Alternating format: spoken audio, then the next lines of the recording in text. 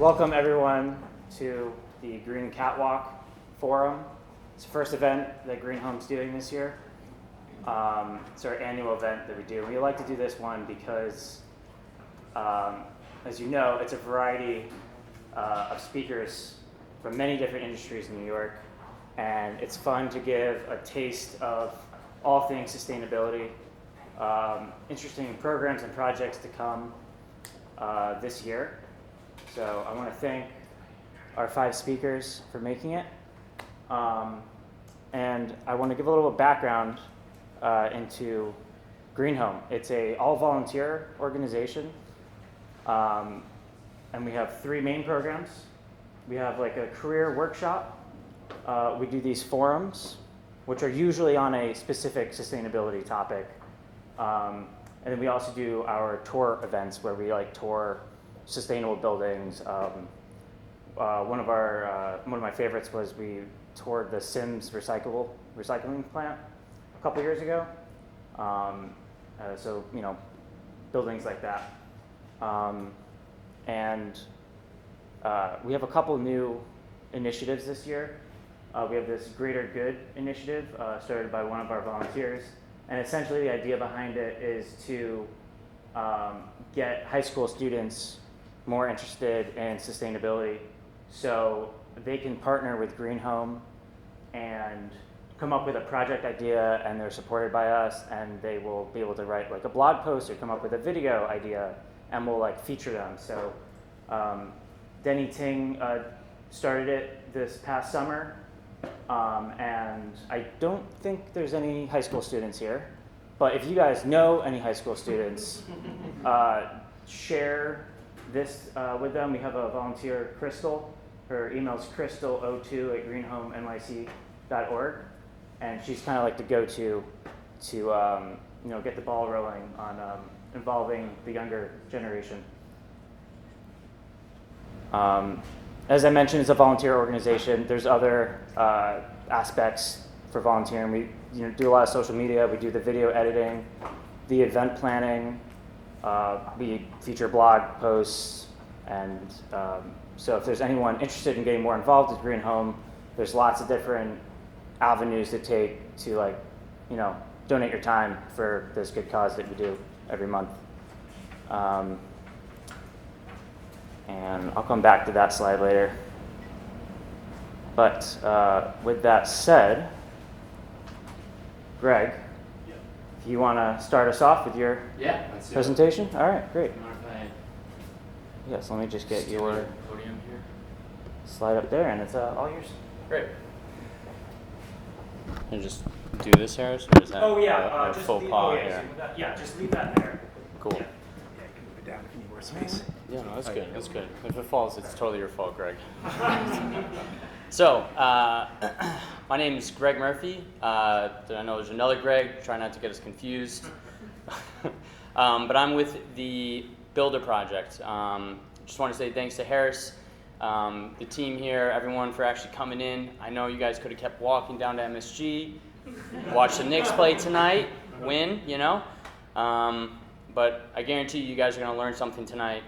It's going to be a little bit more informative, a lot more entertaining, I think. Spike Lee is, unfortunately though, I'm not as athletic. I can't dunk a ball, so there's pros and cons everywhere. So to get started, like I said, we're with the Builder Project. We're a energy consulting and construction management for existing municipal, commercial, and medical facilities, as well as resource sharing. We do all of this with a practical and holistic approach to improve energy and efficiency of buildings, also our local communities. My business partner, Parveen, right there. Just give everyone a wave, Parveen. There we go. Embarrass her a little bit. Good. And we're both members of small towns in Westchester, and for everyone who lives in Manhattan, that is north of Yonkers, so that's upstate, okay? But we understand as these small town people that budgets are tight and things, everything's getting stretched nowadays with energy costs. And we're both parents with young families. I got I almost forgot, 11-month-old and a soon-to-be 5-year-old. So we go to Costco, all right? we get budgets. And so one of our goals is to really make sure that we have these energy savings utilized for more productive spending, like more diapers or whatever. So we just want our communities to be healthy, just a warm place for us to raise families. That being said, I just want to address a few topics that we've kind of run into, a few issues through our experiences in working with various clients. I'm just going to do 3 for tonight. One of them is lack of knowledge and information. Another one is poor planning and not really fully understanding where to start. And then last but not least, because I'm a contractor at heart, work through for various general contracting firms in the healthcare industry and construction, the labor shortage that I'm not sure if anyone's aware of, but kind of an issue. So we'll get started. So lack of knowledge and information. We've come across in many instances that either a building owner or construction management firm just doesn't have that kind of domain knowledge, which is causing, they just don't comprehend what's causing these high energy costs. They see the bill, they're freaking out, like, oh my gosh, what's going on? And then it's like full panic mode from there. And it's just, there's also like various, they just don't quite comprehend the building as a whole, what should be addressed first, what other resources or funding are available. One example that I can give is a recent assessment we completed in one of the towns that we live in Armonk and Westchester at their town hall. The town hall knew that they had a high energy cost, and they did their due diligence and started updating certain pieces of equipment, certain pieces of infrastructure, which was great. But then when we came to their assessment, to do the assessment, we found that the building envelope was pretty much, it was shot. There was holes in the roof, which is never ideal. Walls weren't insulated. That's always an issue. And just the windows, some of them were just single panes of glass kind of held in there with, stuff. I don't know what it was, but it wasn't ideal. So the majority of whatever energy savings they were getting were just literally kind of almost going out the window. So having that solid knowledge base of information definitely helps in the long run, especially when it comes to planning and executing a project and knowing where to start. That kind of brings us up into our second issue that we've kind of realized or witnessed. Is just poor planning and not understanding where to start. Planning is key for any project of any size and any facility. I can keep going. But it ensures that you can mitigate risk. It ensures that the schedule can be maintained and keeps the workflow progressing forward in an organized manner, among any other things. One example that we encountered was when we were able to speak with a project manager for a major healthcare facility in Manhattan about a NYSERDA-sponsored lighting retrofit project for their campus-wide. One of the key takeaways from the project manager was at the project level, like the management level, the project design team and everything, there was just a lot of confusion. There wasn't a good workflow. At the executive level, everyone was so excited that they got NYSERDA funding that everyone had a good idea, and the guy, good idea fairy came every single morning, and the individual construction professionals were just kind of like, where do I go, what do I go, what do I do?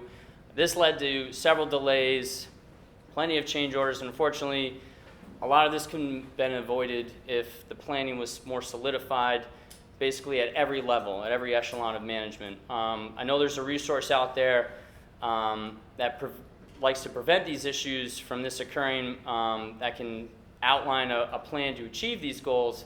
It's through the Empire Building Playbook, which was developed by NYSERDA and Empire State Realty Trust. It's a great resource if you just are absolutely kind of like, okay, I know I want to do this, but I'm just not quite there yet. What do I got to do? It kind of gives you an outline, a skeleton of, all right, here we go. Here's one example, and then hopefully, with a design team and help of a design professionals, you can kind of get the project off the ground.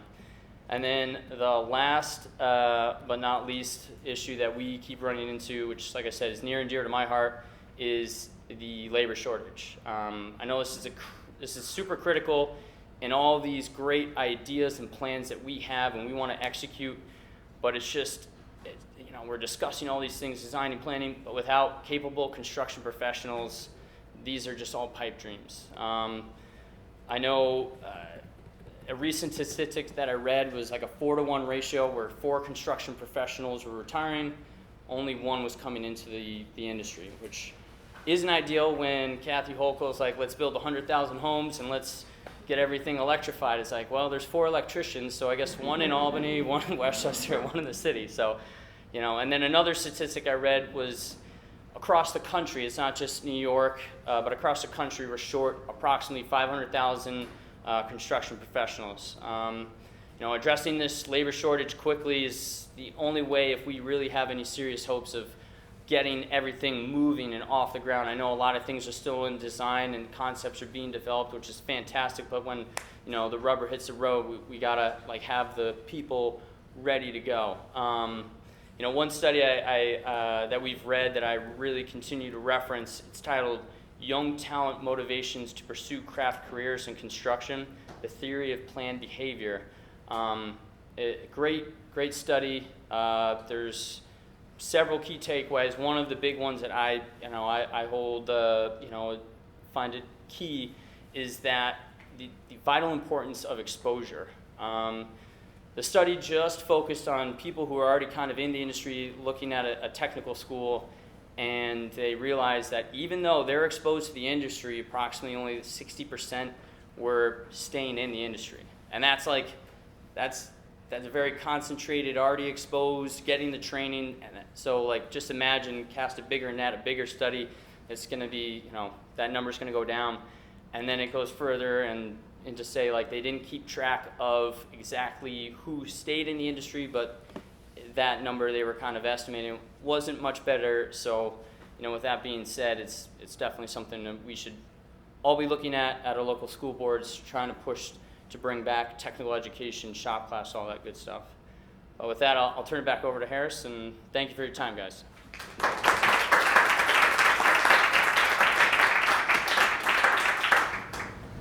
All right, thanks for waiting, everyone. So my name is Martine. I work with Wildgrid. I'm their partnerships manager. And what Wildgrid does, as you can see here, we connect people with different solar options, but our emphasis is on also educating people and making the process easier and less confusing. So here, as you can see, you say you're a personal shopper for solar energy. Another way that we put it before that's a little bit more fun is it's like Tinder but for solar. So it kind of gives you an idea of the type of matches and connections that we're making there. So today I'm going to tell you a little bit about what we do, what our experience has been like in the past year or so we've been doing this, and details from there. First of all, just to tell you a little bit about myself. I live here in New York. I have for about 10 years.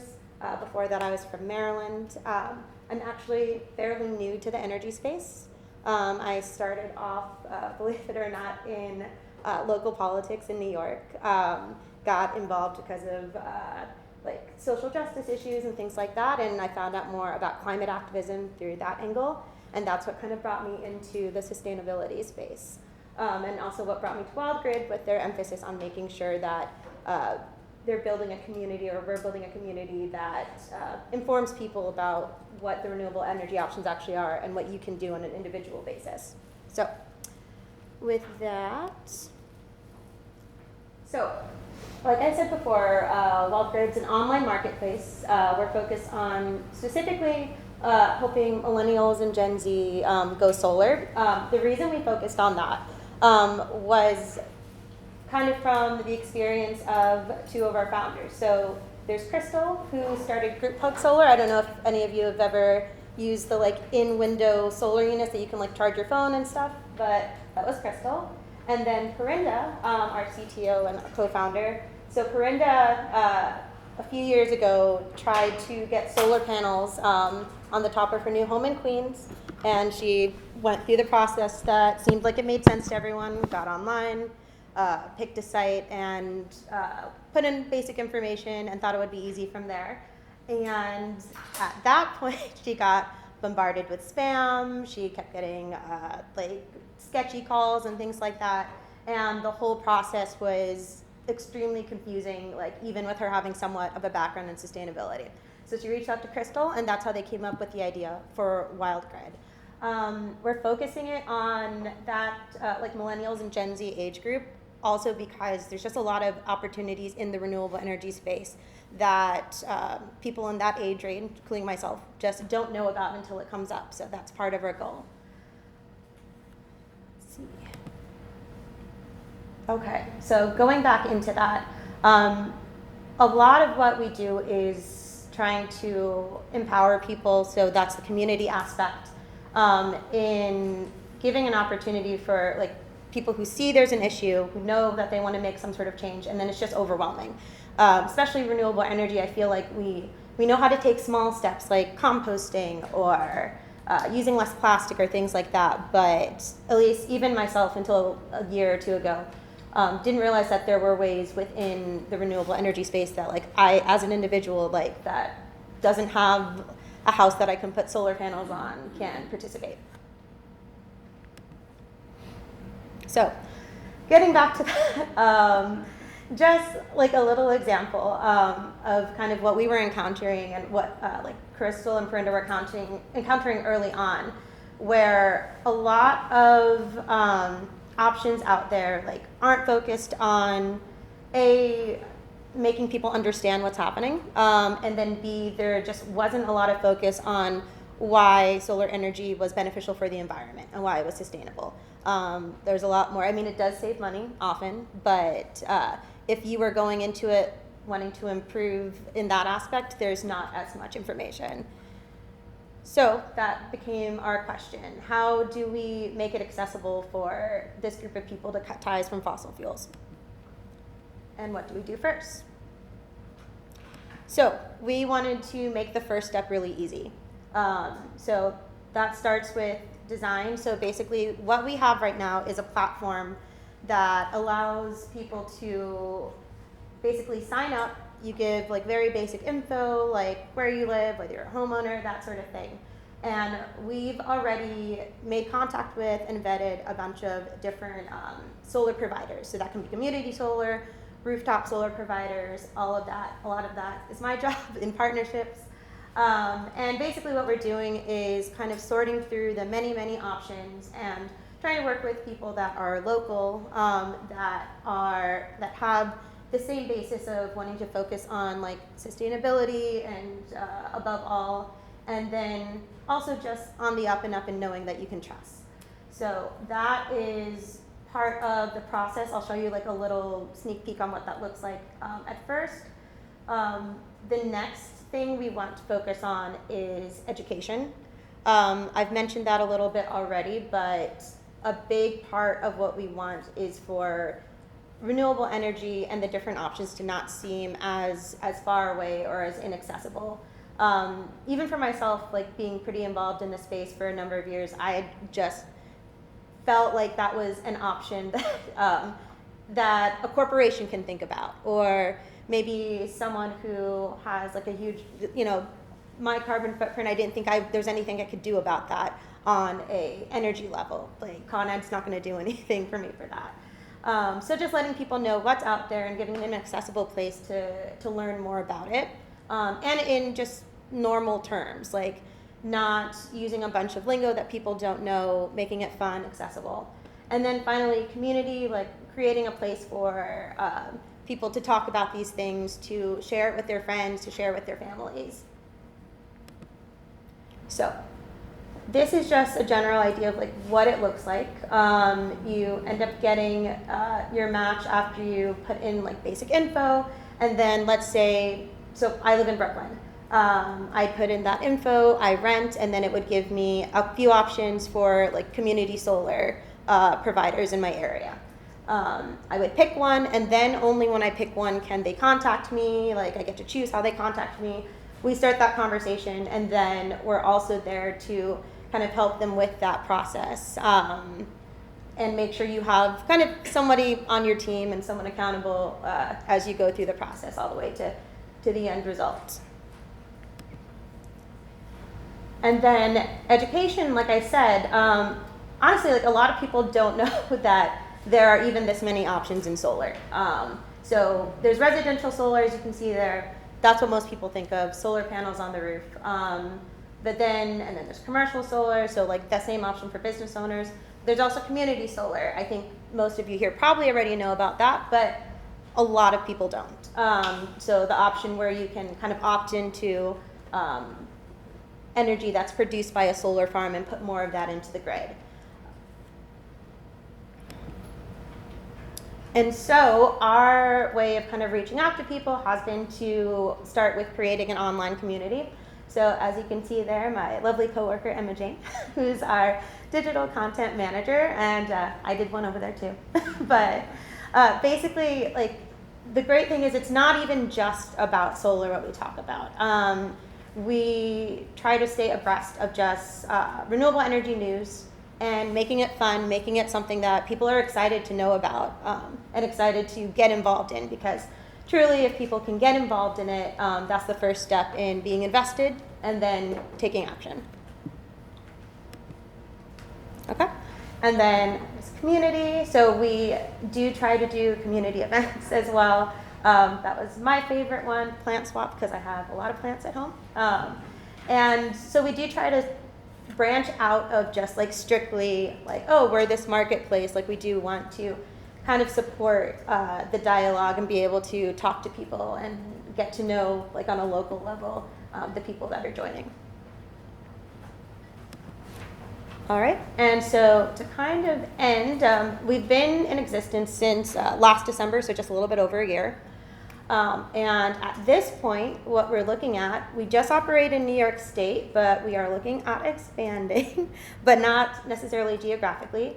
And I'm sure some of the other speakers will touch on this, but we're looking at, we've heard a lot of people have interest in electrification and how to make that process easier, especially with some of the rebates and information that has come out with like the IRA and all of that. So our next step is to potentially look into giving people more options and some guidance through the process of trying to electrify their homes. So we already do solar, but like HVAC, insulation, EVs and chargers, and anti-lawn and rewilding, which is kind of a fun one. That's one of my favorites. And yeah, basically applying the same rationale to what we do now and the same guidance to that process that kind of works hand in hand with everyone who actually is implementing these different options. So from there, that's where you can find us. But I'd be happy to answer questions if anybody has any afterwards. And thank you everyone for coming out tonight.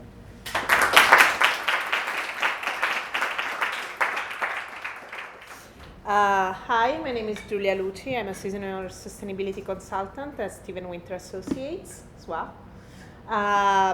So I'm here today to talk a little bit about SWA, what do we do, what do I do in my team, and what excites me and projects that I've been working on. So Steven Winter Associates provides research, consulting, and advisory services to improve commercial, residential, and multifamily built environments for private and public sector clients. We specialize in energy, sustainability, and accessibility consulting, as well as certification, research and development, and compliance services. So we do a lot of things. We celebrated SWA 50th anniversary last year because it was founded in 1972. And we're excited about the future. We're focused on finding the most efficient solution to our industry's biggest challenges. And helping our clients complying with the ever-changing, ever-evolving climate and accessibility mandates. So my work at SWA, my work specializes in new residential construction, new multifamily and residential construction. So what does it mean? All new residential construction has sustainability and accessibility requirements. There are often incentives for going beyond that minimum. So building to, and why this is important, building to a higher performance standards will reduce operational costs and provide an advantage in the housing market as a whole. So we have a broad range of green building certification services that include goal setting and project priorities, stuff like net zero construction, occupant health and safety, including indoor air quality, active design, and more. Then identifying green building program, potential funding sources and incentives, as well as any compliance needs. We work with project team during design phase to incorporate green construction methods and optimize energy and water efficiency, occupant comfort, and building durability measures. And then we do monitoring and verifying adherence to green construction program specifications. We do final testing to ensure that all project specifications have been met, and then submitting to green building program applications and ideally developing post-occupancy education and evaluation. So this is the whole itinerary of what we do. In short, what do? We examine every opportunity to save energy, increase occupant comfort, and ensure durability for residential projects from the inside out. Why this is important, by optimizing performance during the initial design stages, we can help teams minimize the total cost of ownership, so the initial construction, monthly utility expenses, and annual maintenance costs, and by eliminating operational, mechanical, and technological inefficiencies. Many of the residential performance incentives and certification programs require designs and analysis that are beyond the typical contractor scope.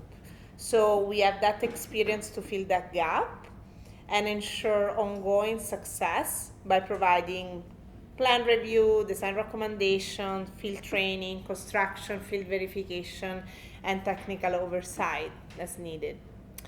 So this is part of, basically this is a summary in short of what we do on projects, on buildings, on project team, which is most of what we do, or at least most of what I do as well, and my team does. But beside our work on projects, we've been participating in our programs development efforts. We use our first-hand experience to create well-informed, comprehensive programs. So basically, we act as technical support for other entities sometimes. Various public and private entities, from government and utilities to financial agencies, have taken the initiative to develop programs that promote energy efficient buildings, etc. They often understand the positive economic and environmental impacts of these programs, and SWA has the expertise to help them and refine their programs to achieve their specific goals. So this is part of what we've been doing. Types of programs we help develop include green building program and rating criteria, incentive programs, funding initiatives, and also student competitions. As far as myself, as I was saying, I'm a senior sustainability consultant. I have different accreditation. I lead AP, lead green rater, HERS rater, Energy Star verifier, Fit12 ambassador, and I'm also Eco District AP. I've been working 8 years in this, in the sustainability broader industry, and I've experience in architectural design and building science consulting. As I've seen, I specialize in residential new construction project, pursuing program certifications such as LEED for homes, Enterprise Green Communities, Energy Star homes, Energy Star multifamily new construction, HERS rating, and Fit12. And we provide comprehensive support and technical assistance from design charrette through final testing. So my job as a senior sustainability consultant, what does it include? First of all, being an integral part of the initial strategic planning sessions and workshop with builders, architects, and homeowners. use that experience to guide the project team, so architects, owners, developers, on green and high-performance building and site design strategies, cost-effective building system operation, and energy-saving maintenance practices. Also includes verify the implementation of those green building rating system criteria, and finally inspect projects under construction, so going on site, for compliance with energy performance, durability, health, safety standards. Projects, so this is what we do. The projects that I mostly work on and that always excite me are the ones in the affordable housing industry, all over the city, but also outside in the tri-state area. I love participating in the effort to provide efficient, healthy, safe homes for all New Yorkers, specifically, and really contributing to the commitment to environmental justice and equitable housing, which is such an important topic, I think, nowadays in the city. Another thing that I think is interesting, so this is mostly on my project work. Another thing that has been interesting, recently I've been engaged by SWA's technical support effort to the New York City Accelerator. The New York City Accelerator provides resources, training, one-on-one expert guidance to help building owners and industry professionals improve energy efficiency and reduce carbon emissions for building in New York City, specifically preparing for compliance with Local Law 97. So this has been a unique opportunity to scale our knowledge and experience within the built environment and provide our guidance to a broader audience. So I think this was very exciting. So for the future, obviously I'm excited about the focus on decarbonization and electrification. That is expressed through so many initiatives and programs in New York City particularly. And yeah. So this was a lot of words, but this, what we do, I will be happy to answer questions. It's hard to summarize all the work that SWAS does in 10 minutes. I mostly talked about, again, what we do in our team, but there are so many other things that we do as well. Yeah. Thank you. Hi everyone, thanks for having me. I work for GreenHomeNYC. GreenHomeNYC is a 52-year-old environmental nonprofit in New York City, and we focus on access to fresh food, on supporting local agriculture, on green spaces, stewardship, and zero waste education and initiatives. Within the compost program, I am the senior team manager. I am responsible for hiring and training our staff. Also on building community partnerships to open our food scrap drop-off sites and many other things. And I am currently co-managing the program with our operations manager, so I focus more on the people side of things. And just to give a wider picture of what we do, or in another way, our programming can be seen as this cycle, and it kind of all ties into a closed loop and circular economy, having compost to apply to the soil, to grow food, to sell at the green markets that we operate. Residents eat those fruits and vegetables, will create scraps, will bring us the scraps for composting, and then we'll transform it into composting with the help of our partners and back into the soil. So within the circular economy, this is what we're currently working on, and the food scrap drop-off program focuses on hosting food scrap drop-off sites and hauling the food scraps collected to processing sites within the city, and I'll talk more about that a little later. I just want to show you another kind of bigger picture of why we need to compost and why it's a solution to fight climate change. 1/3 of residential waste in New York City is currently compostable, so we can divert it from landfills. By diverting it from landfills, we're cutting back on gas emissions from just truck hauling to out-of-state landfills. We're also cutting back on methane emissions through anaerobic state into the landfills, which doesn't allow for proper decomposition of organic waste. And then we can also, as I mentioned, within the cycle, turn waste into a resource at a local level. And in addition to compost, currently we're also now for the past year diverting and waste to transform it into energy. And then we want to keep it local as well. The GreenHomeNYC compost program was created in 2011. It is fully funded by the Department of Sanitation. And to date, I'm sorry, we haven't crunched the numbers for 2022 yet, but they're looking really good. But from 2011 to 2021, we have diverted 20 million pounds from landfills for composting or energy.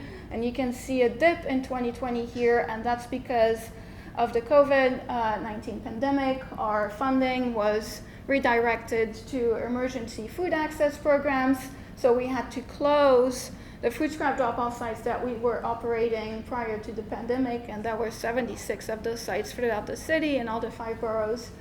And then in September 2020, we got part of our funding back, and we were able to reopen 16 food scrap drop-off sites. And currently, as of today, we're operating 50 food scrap drop-off sites, and we will open 7 new sites by the end of the fiscal year, which ends in June 2023. And to give you an idea of what a food scrap drop-off site look like, because I've been saying this word 10 times now, but you might not know what it means. This is a food scrap drop-off site. This is like a pop-up site. We just set up on the curb in front of a community garden. We have our kind of iconic orange tent, our banners and bins.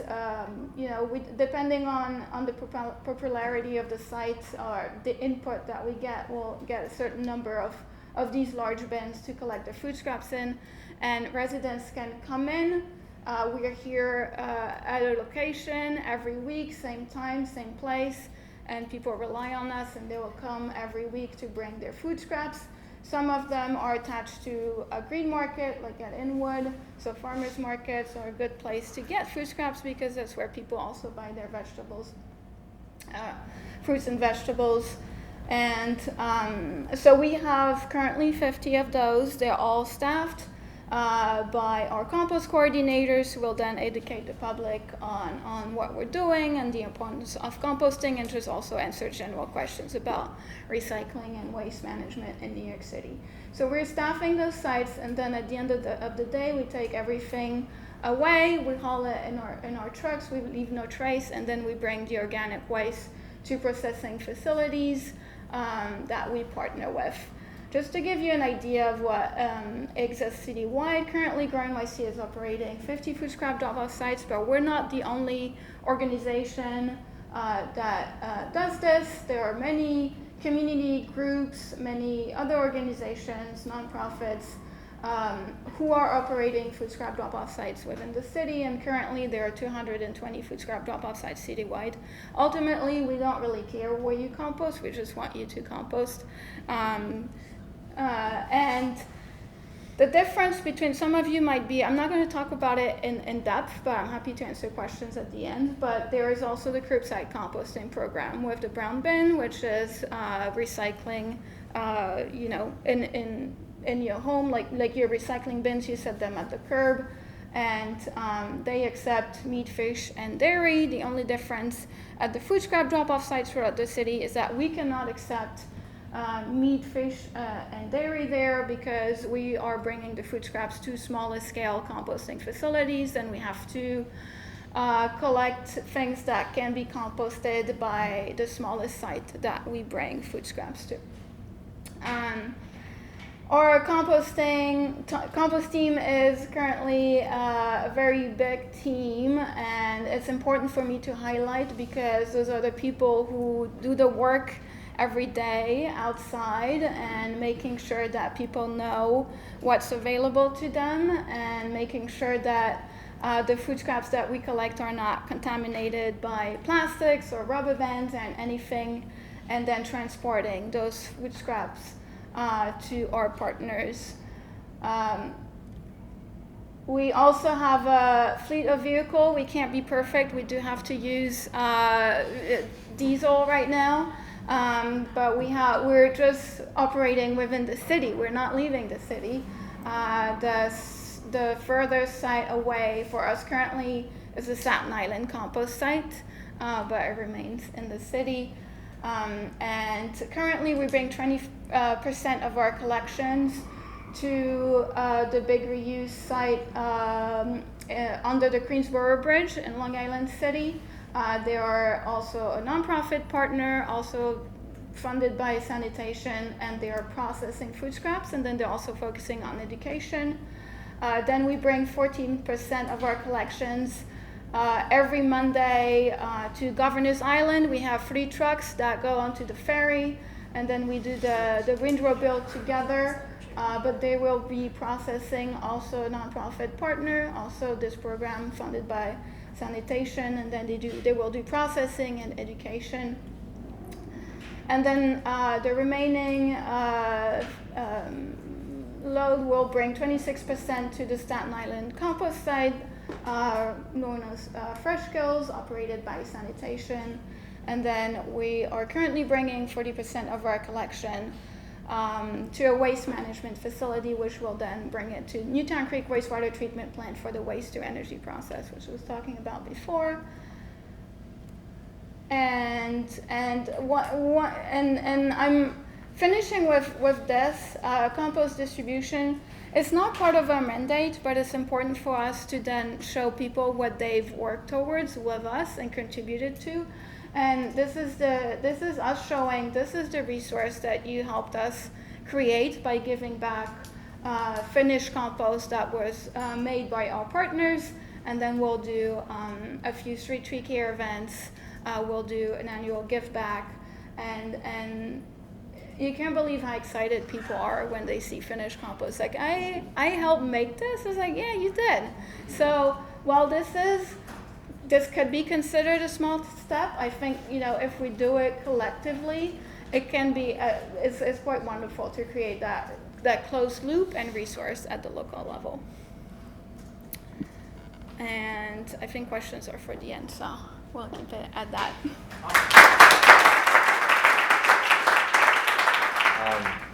Cool. Thank you all for having me. Harris for inviting me. Clearly, you've never heard "Save the Best for Last." This is not going to be. This is not going to be the best by any stretch of the imagination.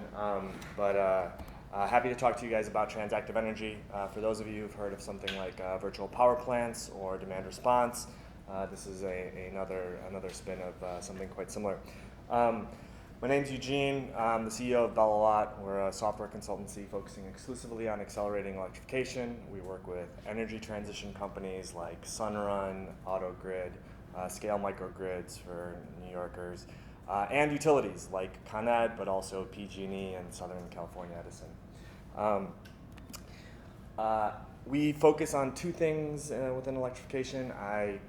We do software only, so I'm wildly impressed. I'm an electrical engineer by trade, wildly impressed with what you guys do, but above our level.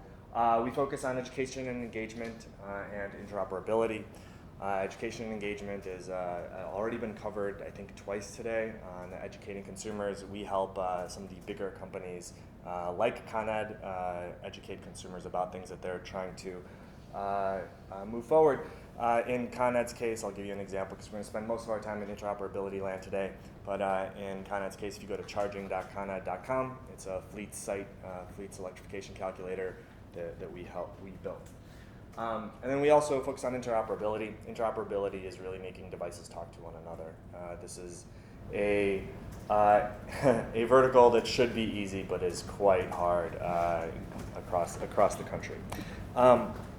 I'm gonna, like I said, I'm gonna dig into it in detail in a little bit. But first, I'm gonna tell you about another utility called NHEC, New Hampshire Electric Cooperative. The interesting thing about them, they've been around since 1939. They're relatively small, only 85,000 members, but they're a cooperative. And what that means is that they are member-owned. Imagine if all of us were able to own Con Ed, we would we would have different requests, and management would run quite differently. I worked as a regulatory consultant for many years. I'm not going to get into the pros and cons of co-ops versus IOUs. But NHEC had a problem, and it's important to remember that NHEC is member-owned. They had consistently high prices in the evening. This is a typical problem in energy and electricity. There are varying costs, and NHEC specifically had very high costs in hours 17, 18, 19, basically early evening, late afternoon. And so we actually started working with the Vice President of Purchase Power. And because they're a cooperative, these costs are not profits, they're just costs that they're passing on to their own member-owner customers. So they worked with us on launching something called a transactive energy rate. Transactive energy as a concept is the idea, I guess we'll get to this in a second, is an idea about translating the market pricing down to individual devices and homes. So as many of you know, utilities purchase power on an energy market, RTOs, ISOs, and the like. Transactive energy is a way of getting that pricing down to the individual consumer, and in our case, the individual device, which is, I think, one of the cool factors here. And so we worked with NHEC to launch it. I had a slide on what transactive energy is here. We went a little bit backwards. And there are a few key components that make this extremely unique. First of all, it's device by device. If you think about how you pay your energy bills today, you pay for what happens at the meter. Whatever happens at the meter is what the utility charges you for, and you only in the last 10, 20 years have residential customers really even had smart meters installed. This is taking it one step further and allowing devices to participate. So your local solar panel or your home solar panel can be on a different rate and a different pricing product than your home or your other appliances. Right now, we are just sending a day-ahead hourly price. In the future, this would be far more dynamic, much like how markets work. And devices can individually react. And I think that when we compare this to other programs like demand response, it's key to highlight that there are no minimums. An individual member can register and an individual device can participate. Typical programs that are like this elsewhere have minimums. So if you're participating in a demand response program, you are typically expected to have a certain number of kW, or if you're in a virtual power plant, a certain number of devices. This removes all of those obstacles, which I think was necessary, frankly, for utility the size of NHEC. And then this all gets put on the bill at the end of the day as a new line item. So you see exactly what your device is generating or paying. I said this a few times, but I really do think this is one of the more interesting pieces of what we've done and where I think and frankly hope the energy industry is going, allowing devices to respond separately. There's been a lot of talk about having, turning off your, for example, running your laundry only after midnight. That is a front of mind exercise that you have to do each time. It's much easier to program these devices to act independently. Maybe you shouldn't run your laundry at midnight. Maybe you should run your laundry at the time that you feel is necessary, depending on the price. For any software people or DER people, we use OpenADR. I think this is not as interesting. When we talk about interoperability, there are quite a few systems that we have to connect to make it work, ranging from NHEC's own pricing algorithms to their meter and data management system. I think this slide will probably bore people, but at the end of the day, what ends up happening? And I'm sure that all if not all, if not most of you, have seen some sort of energy arbitration slide where you say, okay, we remove, we charge your battery in the day and then discharge at a different time. This is starting to become more and more viable. I think one of the things that is changing that is not being discussed nearly enough is increased electricity prices kind of nationwide. ISO New England or the Northeast, it's happening at a far more drastic pace.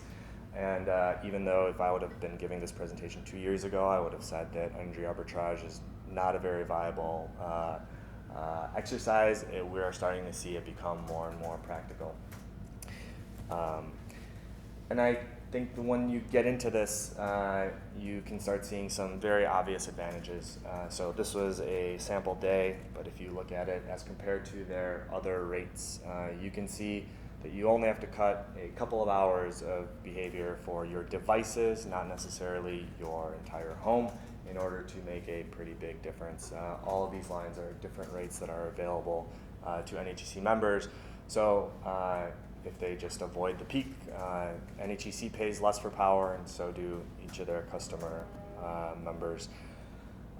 We believe that transactive energy has a pretty bright future. There's for those of you who've heard of the Smart Electric Power Lines, there's been a working group there for now a number of years. We're working with Stanford Research Labs and other national labs on making it more and more viable. And I've seen pretty exciting participation from all sorts of people, including GM Energy, who even posted about this in their announcement. But at the end of the day, technology adoption is a slow process for many, and we, I think, focus quite a bit right now on where we are. And for those of you who've read Crossing the Chasm or have seen it, I think it's important to understand that innovators, early adopters, I would assume, frankly, many in this room, are not the population. And that understanding, that getting through our interests now is only going to lead to more and more adoption for things that work. I'm Eugene at bellwatt.com if you wanna say hi, and that's it. Thank you. Gregory, you got a question? I might open it again. And the question, actually, is nice. It would be nice to have an answer from all of you on, even briefly, is wish list. So is there something that either maybe very recently happened, might be happening near future, or within the next few years that like could be transformative for the work that you do, that just like would be really just exciting to see happen? I guess we could just, kind of go clockwise down the line, perhaps. Oh, so that was, I guess that means me. Okay. All right. Let's see. Off the top of my head, I know, like I mentioned, we're kind of moving into like education around the electrification space. So I think, honestly, maybe improvements in the government and like federal tools for like rebates and benefits around the IRA. So like, we can only do so much, and like kind of helping have those original sites be a little easier to navigate would be great. I think it's actually already happening. I think that this space has needed attention for a long time. Our first job post in 2018, I think it was, described this industry as unsexy. As a talking point, because we thought that no one would bother us and we can just be software engineers in a corner. But I'm so thrilled to see the attention that it's getting from everyone. I'm almost 40. For the first 10 years of my career, there was a gap between myself and the people who were retiring, and it wasn't being filled. And I see so much excitement now from really the entire world, and I'm just excited about it because it's, especially around electrification, it's been necessary for a long time. I think nationally, the focus on food waste that is coming and that has been announced through the administration, I think is very exciting because we're diverting. We're talking about composting, about reducing diverting from landfills, but we need to talk about reducing at the source. And then on the city level, I would say, you know, the hybrid approach to composting currently, and the rollout of various programs to make sure that everyone has a solution and can contribute. For the built environment and energy efficiency and sustainability, I think my wish is always a catch-22 kind of thing, where in my ideal built environment world, my work does not exist because the teams, people already know how to build efficient, healthy, sustainable, green, let's call it that, homes. So that's my wish, but obviously I also want to keep my job. but yeah. I'd have to go with workforce development, and just really try and take this next generation of professionals, and because I think it's a trying to put a positive spin on this. We've got a golden opportunity here to build something great, you know, the next Empire State Building, but you know, it's self-sufficient, you know, and I think if we can cultivate that kind of mentality with these new professionals, I think that would be, you know, I think the next step would be great. Great. Any other audience questions? Yep. Yeah. I have a question I'm asking on behalf of my brother. He's an electrician, and it's to get to Greg's question about attracting talent to the industry and people in the trades. So from what he tells me, it's very hard to become a licensed electrician in New Jersey. Is that something that I don't know, you find kind of turns people off in the trades to just get, you know, get the skills and get the qualifications and certification necessary to become trades people, and particularly as electricians that want to get into this space?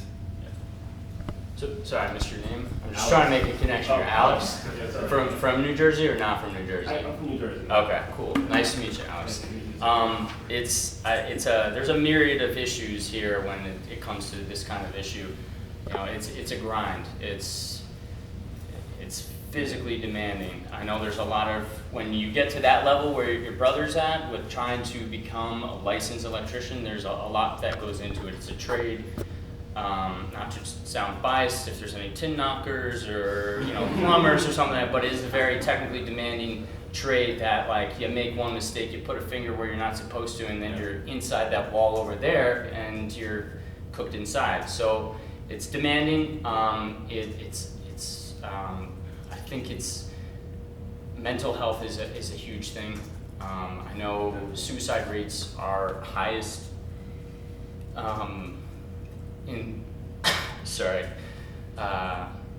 in the industry compared to others. So it's demanding. So sorry. It's okay. Can I add something on this topic really quickly? Of course.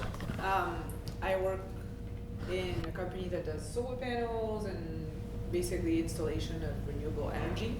And the question about licensing is a big one, but I think there's a lot of space for people who aren't licensed, because things like solar installation on a building, when you look at a commercial building, there's thousands and thousands of pieces that need to be put together, and usually there's one licensed electrician per job that oversees the work.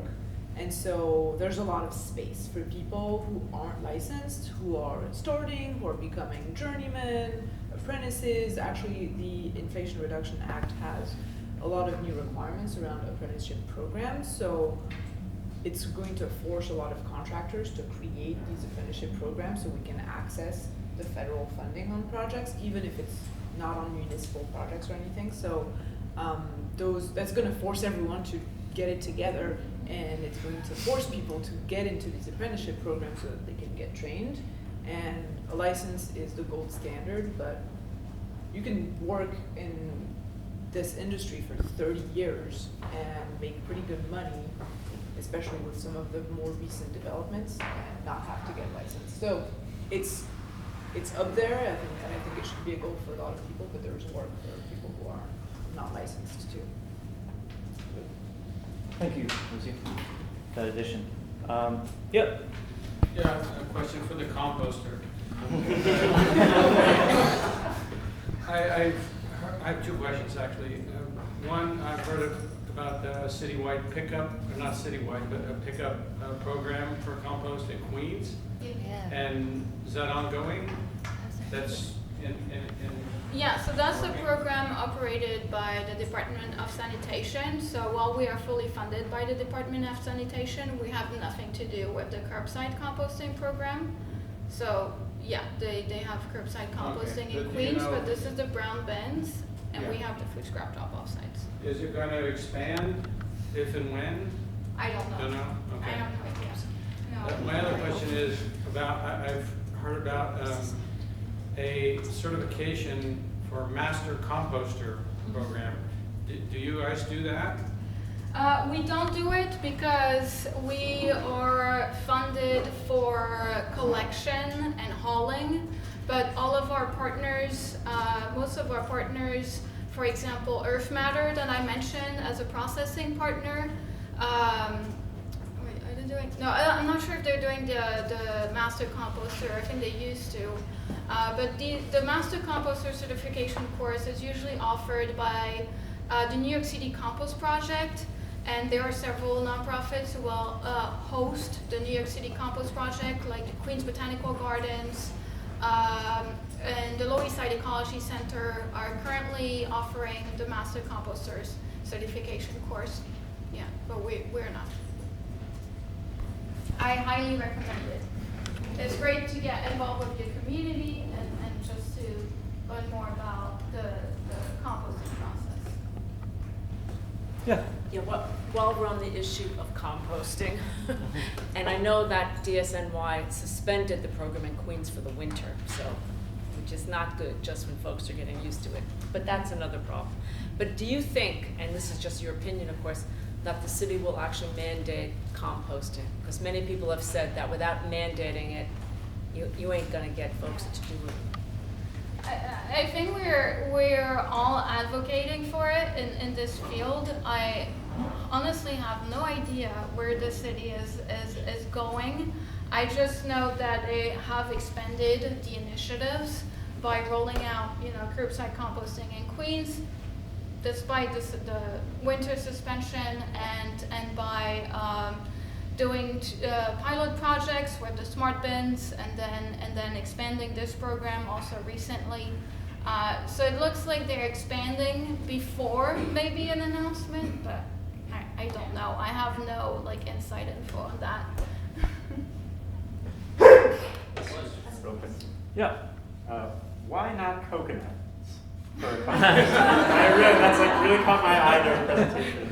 So I'm not an expert on the processing side, but from what I understand, it's like wood, and wood takes a really long time to break down. So we would have to chip it down first, and not every site has a chipper. I think that's the answer, but.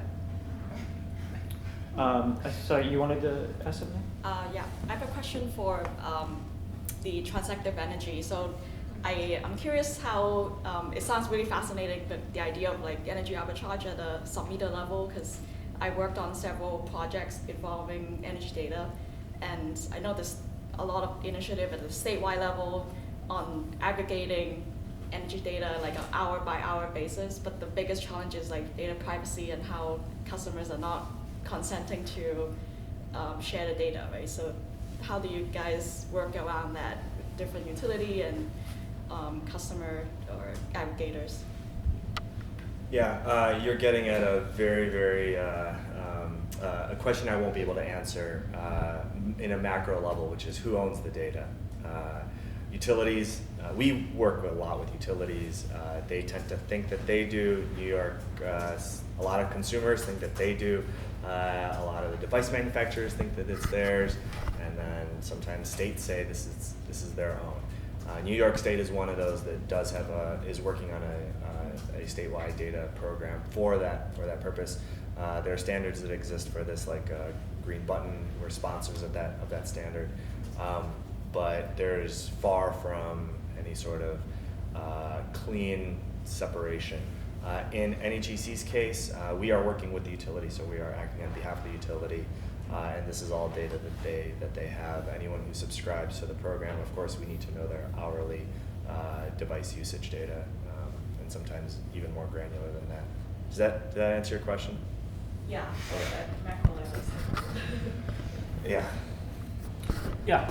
I love how you're all sitting because it seems like, on the left hand side, well, at least our left hand side, we have like more, software kind of Gen Z, like the newer approach, but we're like on the right hand side, I'm old.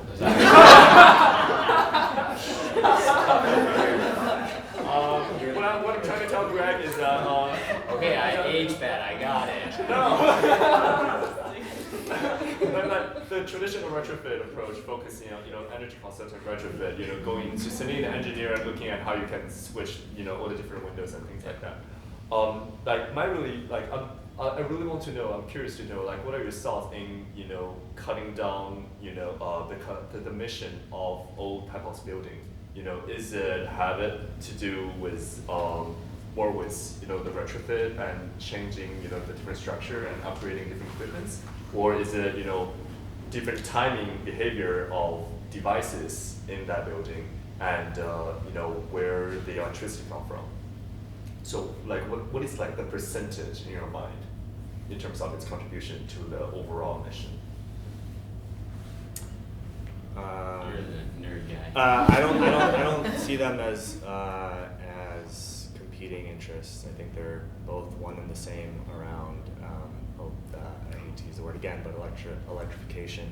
I think there's a utility dive put out a study that said that EVs right now are kind of the focus of everyone in the electrification space, and they're expecting the load of utilities to grow by about 25% if trends continue the way they go in the next 10 years.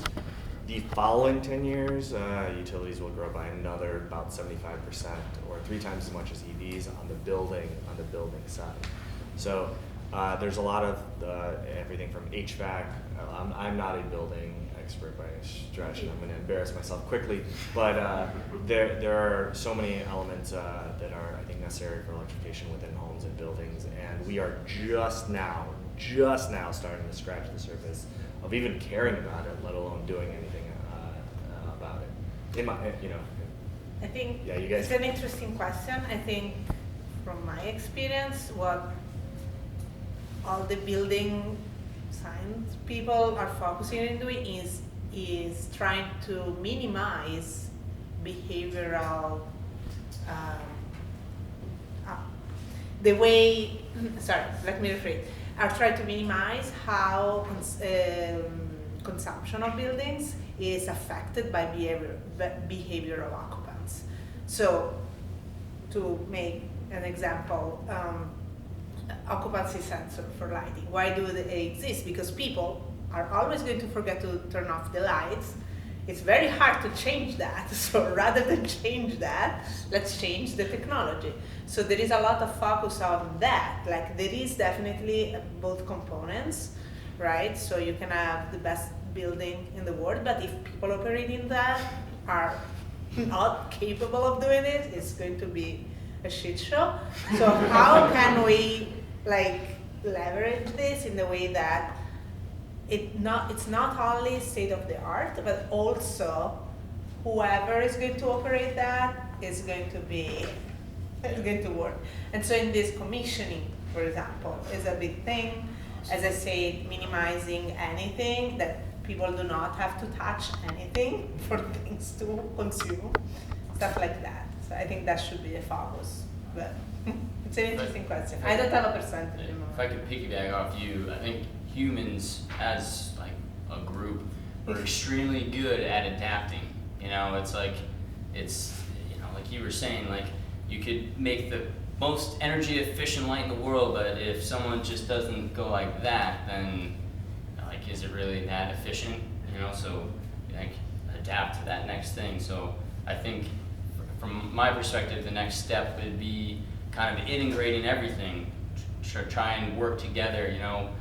I know my in-laws are engineers and architects, so Christmas dinner sucks for me as a contractor. It's you don't know how to read drawings. Well, you put the font in size 6, so like who is supposed to, whose fault it is. But if we can come together as a group, and really, especially with retrofits of existing buildings, I'm sure you run into it all the time with your work where you kind of don't see that, it's unforeseen condition, and then you're just like, what do we got to do, So if we can smash it all together into like a energy efficient sandwich, Those are some good insights. I'm wondering if you guys would agree with that.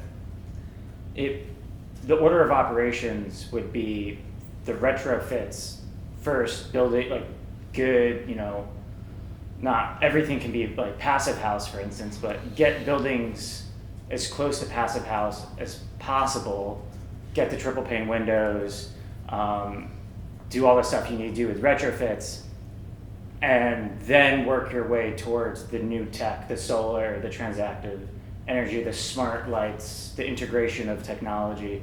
Because there's no point in having all that if you have leaky windows and if air is escaping underneath your door, right? I think the process should always be conservation of energy efficiency, and then renewables, right? Like, even if you have all the solar power in the world, ideally, that this doesn't mean that you have to consume so much because it's infinite, right? So the idea is, this like basic sustainability 101, like let's reduce how much we consume. Let's make this more efficient, meaning whatever you consume is produce the much work as possible, and then whatever you're still consuming, let's make it renewable. So that's where we get to net zero. So I think this actually, it's a good point, because this 3-step process is actually, you would be like, many people don't understand this. And I think I always go back to this. Don't throw solar panel on a building with leaking windows and, I don't know, oil or something like that. Let's, reverse the idea, so, yeah. Right, exactly. Yeah. Yeah, just on that note, also, New York City passing local law 97, which I believe, requires buildings to meet certain carbon dioxide emissions, blah, blah, as of 2024 or 2025? I can't even remember anymore. On the buildings, right? And it gets worse, if your building is not efficient, then the landlord or the co-op or whatever it is has to pay money. I think a lot of buildings are starting to flip out over that, correct? So what is Stephen Winters looking at in those kinds of buildings? I mean, is it just tuning up the boiler? And, no, which maybe it is. I mean, let's face it, or is it electrifying, or electrifying the hot water? I mean, is there, in general, have you gotten into that? Stephen Winters is definitely the entire body into the local law 97. And for me specifically, so I can tell you my point of view. As I was saying, I'm new construction. You would be amazed about how new construction folks are not so interested in complying with local law 97, which is, I think they're going to be the ones that are be more effective, because one thing, is to have a building built in the 70s that, okay, you have to pay some fees because, wow, you haven't retrofitted in 50 years, whatever. But one other thing is having a new building that already does not comply. And why? Because you have not listened before. So I think the first thing is to get building owners receptive of this. And it's been around since a while. It's coming, the implementation, there are different phases depending on your building type, blah, blah, blah. That's a whole other conference. But it's coming up soon, but it's been approved in 2019. And I've been on those projects where owners were not so interested in seeing those. And they're still trying to do the bare minimum for the laws that are applicable right now. Why? Probably because whoever is building the building, then it's selling. And so who cares? So there are different components to this. So this is just a point of view. On the existing buildings, it really depends. It's not a one-size-fits-all. And I think that's another major problem. Everybody's trying to find, which is the one thing I can do to comply with local law 97. It's like saying, I don't know, you go to the doctor and they're like, which is the one thing I can do to be healthy for all sicknesses? I'm like, what kind of a question is it? So I think really it's an analysis by itself. There are certain aspects, definitely HVAC, it's a big thing. Envelope, it's a big thing. Those are like the low-hanging fruit. But it really depends on your buildings. And New York City has such a diverse landscape of buildings that it's impossible to summarize. But as I was saying, there are many resources. There are a lot of free resources. I mean, I don't know if anyone here is a building owner. One effort that we've been doing with the New York City Accelerator is literally this. Like, building owners can call, it's a free service. And they can say, hey, this is my building, what can I do? And start from there. But, yeah. I just want to call on someone who hasn't. In the back, yeah. Yeah. Hi, my name is Cecilio. I just had a question about, because this came up before, about the difference between like mandates and like voluntary action, right? And I know a lot of people mention like education. I guess and I think mandates definitely make action happen. How do you guys think about, one, the balance between voluntary action and mandates? And then two, do any of you work with, when you're building your community and doing education, does that translate into changing the laws and getting people on board with like this?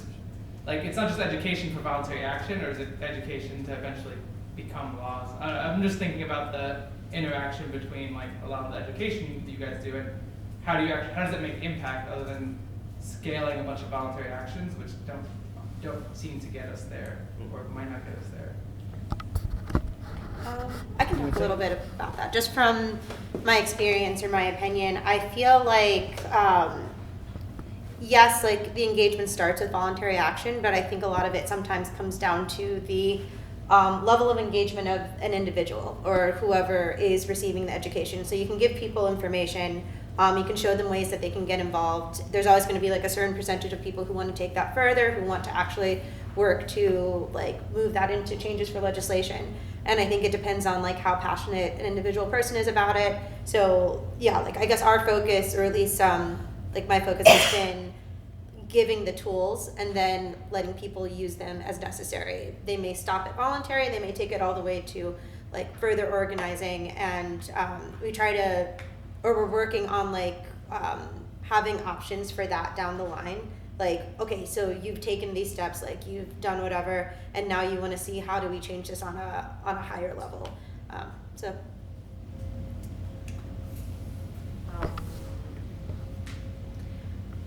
I have maybe a little bit of I can't think of the word. Anyway, I think mandates is where it is to be right now, rather than voluntary action. Talking about green building, it used to be much more driven by voluntary action, right? Like back maybe in the early 2000s, like let's do a LEED certified building or whatever because it's cool. Where I think we passed that phase. It's a good thing that there is much more engagement in the industry. So to stand out, it's much harder, right? So if you do a LEED certified building, nobody really cares. Like there are so many. But beside that, what we see is that mandates, so from the top, is actually really where it needs to be. There is no change at scale without that, and so that's why I think like stuff like Local Law 97, it's like a huge, like a milestone action, because it's actually going to have people have to do something. In this, obviously, with an eye on equitable construction, like all those different things where it's like, sure, you mandate so many things, but you also need to make sure that labor force is there, or like money's there and so many other things, but I think that's where it is right now. And if I could add a little bit more, I agree with both of you. I think mandates work really well. Like mandates work really well when you want the society to do something, and the society doesn't have that incentive. Paying taxes is a really good example.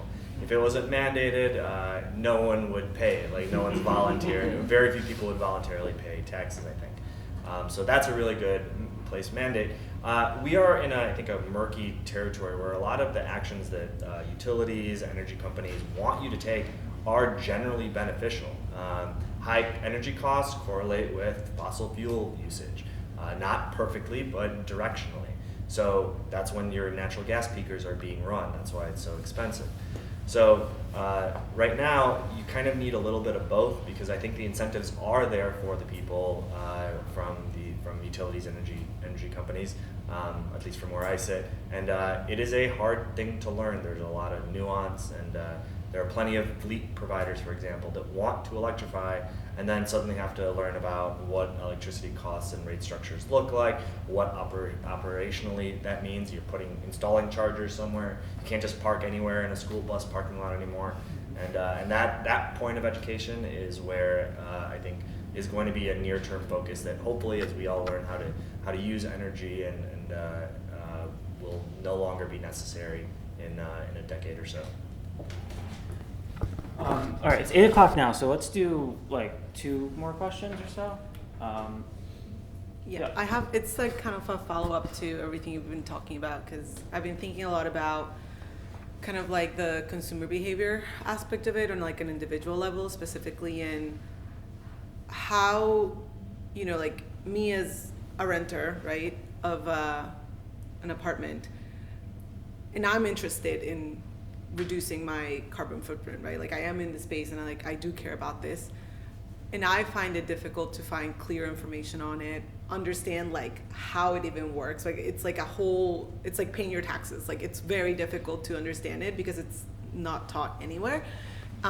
So how do you see kind of like that education happening with folks that aren't even really thinking about it actively, right? That like might care and might understand that there are options out there, but are very overwhelmed by the fact that it's just so complex for them to understand.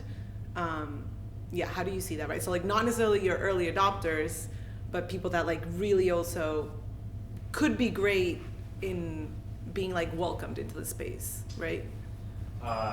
I think we have to differentiate between businesses and individuals. I think at least my previous comment was very much focused on businesses. Individuals, yeah, maybe an unpopular thing to say or dangerous thing to say, but electricity is still relatively cheap. And so you don't have the incentives to drive behavior the way that other countries do. And that's why mandates make a lot of sense. The average person spends 3% of their take-home pay on electricity. If you think of all the infrastructure that's necessary in order to support that, that's kind of a baffling number. But that's not the case everywhere, and in other countries it's a much larger portion of your take-home, and they have different policies accordingly. I think I totally understand what you're trying to say. Like, I'm this person, what can I do? I think the built environment is not the place where the individual can give so much contribution as in other aspects, like food waste or waste in general. All the zero waste movement in general is much more focused on the individual behavior instead of buildings consumption. It's much harder, especially if you're not living in a single family home that you own, right? So in New York City, this is becoming, that's why I think the focus is much more on building owners, and that's why it's much more driven by mandates, because it's less of like trying to convince people to switch their bulbs with LED. Like, we got that. That's not going to change the world. It's much more, okay, you building owner, you have to replace your windows. You can't ask your renters to do that. So in New York City, we're living this where, yes, like there are other parts of the country or the world where this is much more relevant because we see many more homeowners, single family homes, much different scenarios. But in New York City, sometimes also I think like it's important that the responsibility is shared correctly. You can't give so many New York City renters this like responsibility of we need to reduce building consumption. Like, yeah, how? So so that's my answer maybe to you. I know, but I understand the sense of frustration. I want to do something, I can't. Okay. So this is for everyone. Thank you for speaking today. It's very educational. But looking towards the future, are there any pieces of legislation either at the state or federal level that may be similar to the IRA or was it 97 that you were speaking about that would make any of your jobs easier or that you're looking forward to potentially, you know, making more of these mandates actually, or voluntary things more mandated? Can we go the other Yeah. Yeah. Greg? Come on. Sorry, Greg. Wow. Okay. So that question. I guess, you know, I guess just having everything more, the information more present, more easily digestible. You know, there is, at least where we're at in Westchester, there's, you know, a amount of paperwork you kind of have to go through, and anything that is mandated, you know, if it can be easily achievable yet still sustainable, and focusing on, you know, the community and what makes sense. I guess taking something from like LEED, I know is like having things that are locally, like, you know, materials, you know, to help also build up the community. Some things like that, I think would help. Mandating things like that, I guess, if I had to choose. Giulia? Pass. No, I don't know which would be a piece of legislation that would make my job easier. I mean, probably would make my client's job easier, which is different. I definitely agree with the paperwork idea. One other thing that we see is that, maybe this is very specific, but one thing that I can think of is there is still, in the electrification effort, there is still a lot of contrast between pushing for electrification, but on the other side, even again in the energy models, in the local laws, etc., gas is still the baseline for a cheaper energy. So there is this paradox where, again, people in the industry maybe understand what I'm talking about, but there is this paradox where we know that when the grid is going to get greener, electricity is going to get, like, carbon emissions from the electricity grid are going to lower, and so that's really going to show up in the different regulations, but we're still not there. And so now, if you do estimates right now, you're basically sometimes penalized because you use electricity. I know, sounds crazy, but this is what so I just wish, and this is just maybe an example on how sometimes we're tangled up in the laws, etc., and that are in contrast with where we want to go. So maybe, I don't know, maybe this is one thing I think of. I know we were talking about mandating composting in the city. That would definitely not make my job easier, because I would probably be out of a job if that happened, or then I would have to change drastically where I'm going, which is fine, because ultimately when you're working in a field where you're trying to change behaviors, you know, if behaviors have changed, maybe through, you know, mandating, then it's okay, you've done your job and you can move on to something else. There will always be a job, I think, in waste management in New York City, no matter what, so not too worried about that. But still, I would advocate for that, for sure. feel like everyone at a party has ideas of what to do with garbage in New York City. Yeah, it's a great conversation starter.